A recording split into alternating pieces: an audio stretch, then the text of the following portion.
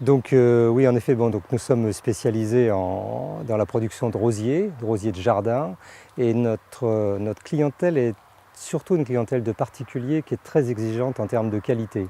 Donc nous souhaitons lui offrir un produit vraiment premium, et pour avoir un produit de première qualité pour un rosier, c'est avant tout d'avoir un feuillage sain. Et pour avoir un feuillage sain, nous souhaitons obtenir ce résultat par des moyens biologiques. Nous ne souhaitons pas utiliser des produits phytosanitaires, ou en tout cas le moins possible. Et donc la solution technique qui nous a paru la plus évidente, c'était d'utiliser un sol qui soit un sol qui permette de ne pas mouiller le feuillage, pour ne pas sensibiliser les plantes aux attaques de champignons, donc, qui sont préjudiciables pour la qualité. Donc le sol que nous avons choisi est un sol qui nous permet d'irriguer par subirrigation, et donc qui permet de ne pas mouiller le feuillage, et donc vraiment de préserver la qualité au maximum.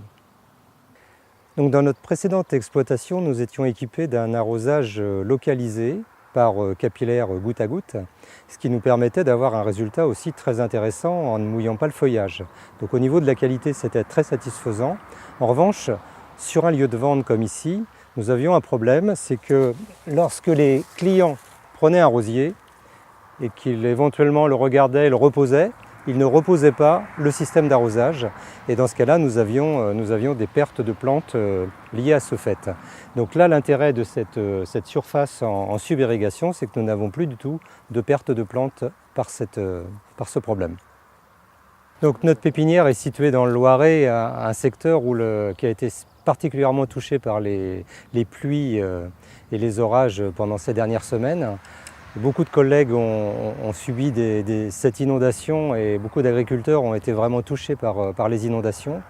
Et nous aurions eu une surface de culture classique, il est certain que nous aurions certainement perdu beaucoup de rosiers, beaucoup de plantes, parce que l'eau ne s'évacuait plus, ne partait plus.